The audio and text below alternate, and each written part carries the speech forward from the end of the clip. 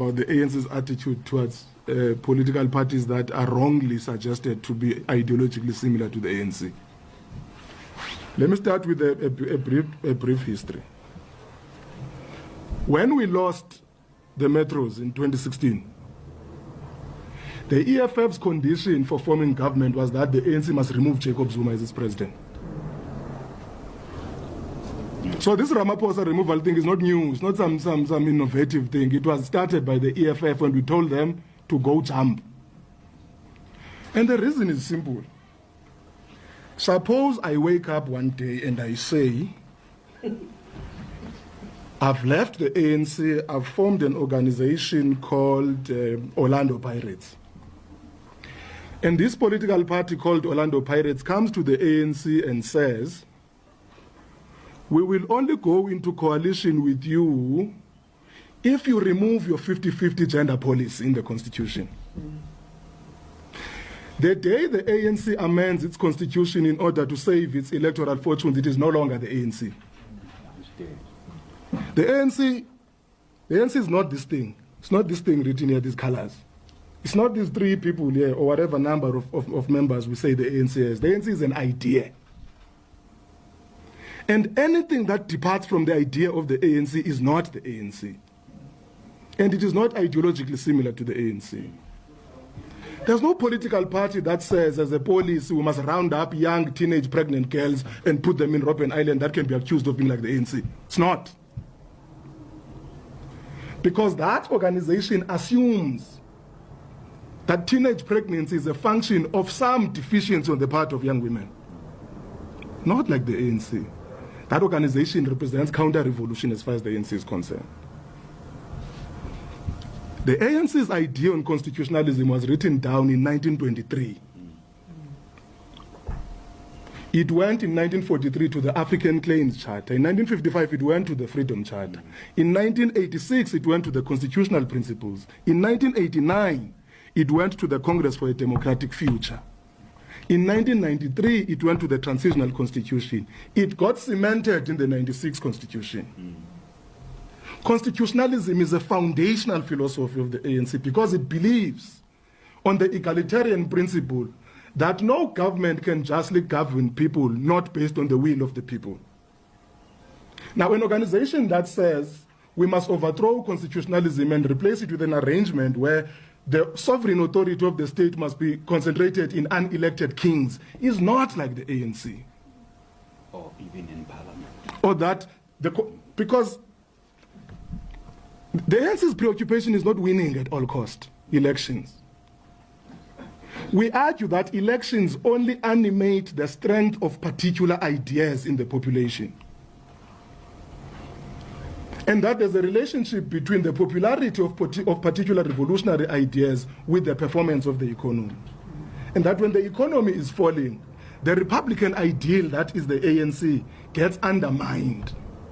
So that reactionary parties who believe that we must overthrow constitutionalism suddenly gain popular support electoral.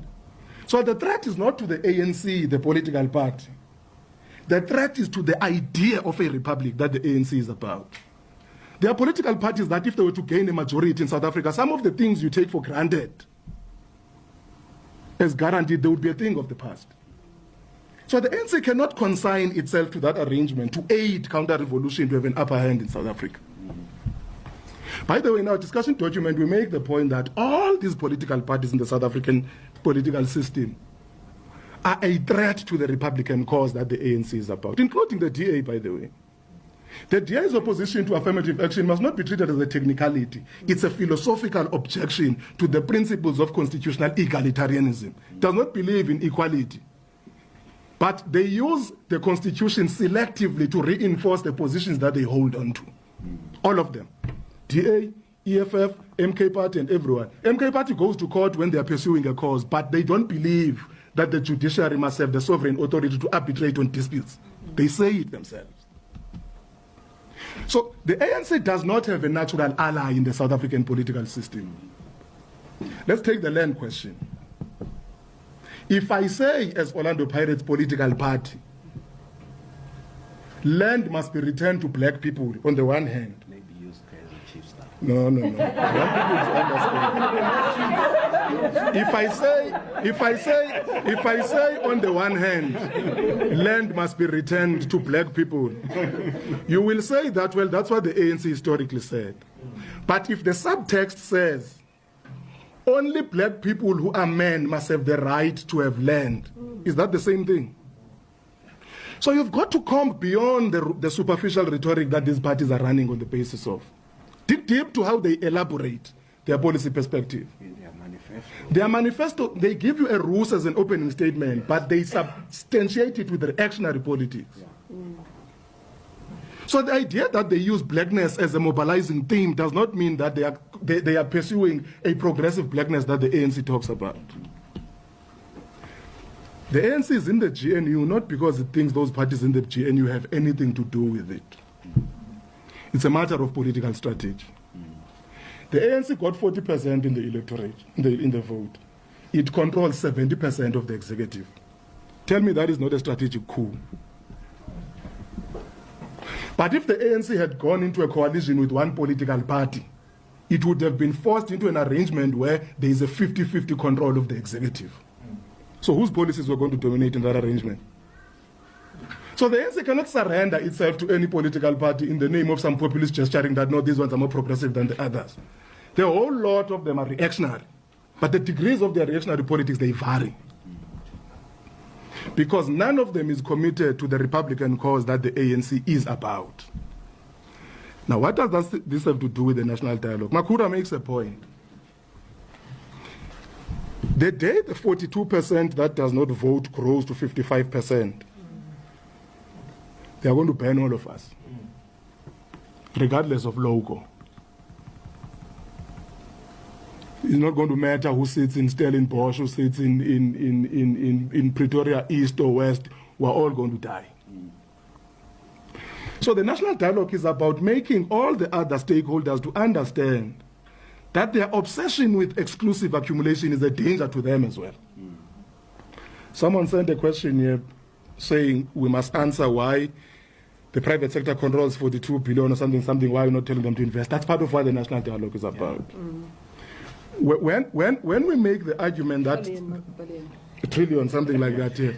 When we make the argument that South Africa's national savings must be utilized to finance economic transformation, it's not some lunatic ideas in the heads of a Zuko Godlimpi. It's the recognition that there is an imbalanced distribution of economic resources in South Africa, and that if we don't collapse, we need those who are controlling those resources to come to the party. That's what the social compact is about. So the social compact is not about the ANC's manifesto. It is about different social partners agreeing on a common vision and accepting particular tasks that they must fulfill. Not to relegate the problems of South Africa to the ANC in government. That's what the social compact is about. Yeah. The GNU is a political arrangement. It's not a social compact. The social compact is about including those who are not in political parties but who are major stakeholders in how South Africa is directed, that they've got to come. So I thought I must answer these questions in this manner. The ANC is not avoiding any political party for bitterness and so on, no. Or afraid of any. I've heard this thing that some political parties are going to overwhelm us, what. I will make the arrogant claim on behalf of the ANC that there is none of political parties in South Africa that can match the ANC intellectually, ideologically, politically, and organizationally. It doesn't matter how much they delude themselves. The difference is that some of them are being given a disproportionate amount of airtime on the South African megaphone. And then the illusion is reproduced that they are thinking and speaking alone. It's not true. Take any major question of policy in South Africa. Take the best of their spokespersons. Tell them to choose if they want to debate that with the ANC and see who's going to come second best. So we don't fear anybody. When there's a particular political party that runs around saying they're in charge of government, don't believe them. If you believe them, it's your own choice. But in reality, the ANC is in control of government in a manner that is far above what it got in the elections. So the ANC cannot be dictated to how it must approach its strategy by opposition parties. We don't have to prove ourselves by coddling any political party. We must go hack a particular political party so that we prove that we are revolutionary. On the basis of what? Can't do it. We will not hack them, we will not beg them, we will not even beg the DA. That GNU, we structured it the way it does so that if they want to walk, they can walk. But if they are committed to the idea of a common stabilization program of South Africa's political system, they will not go. Now, don't listen to one person who goes to podcasts and media interviews and says things that don't exist. Undermines all other political parties. Says, no, this thing is just two parties. If it were two parties, they would have like 20 ministers. They have 6. They have 6. And they will dictate many. Then they will dictate all manner of things. I'm saying we've got to understand these things in proper context, not because one person spoke. I can't wake up tomorrow and say, no, my name is Zuko Godlimpi, I'm a light-skinned person. And then it's the truth. I'm not going to be light-skinned because I claim to be. Or that I identify as light-skinned. You know, I'm telling the truth. It doesn't work. So let's be quite serious. Let's be serious. Don't take people at their word when they're making ludicrous claims. There's no party that can just say it's a partnership between the two. The DA has 6, the IFP has how many? 3 or 2 ministers. So at what point do you say they don't exist in the GNU? PAC has a minister, some that they've never had. In what world do you render it non-existent because Mrs. Zille claims that they don't matter? The GNU as it stands was the most strategic maneuver by the ANC in order to turn an electoral setback into a strategic advantage.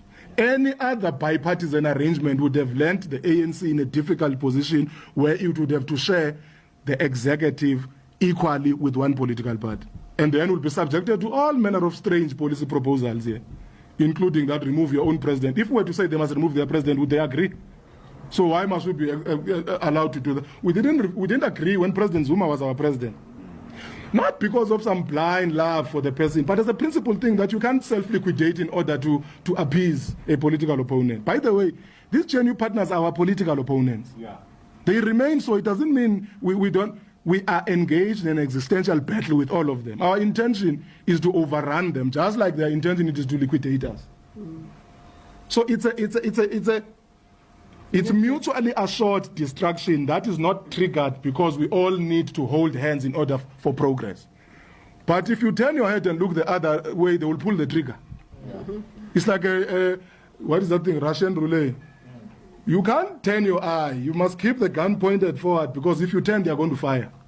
So we are strategically alert. We will remain strategically alert, but we are not going to dance to the tune of our opponents who want us to make strategic mistakes in order to appease them.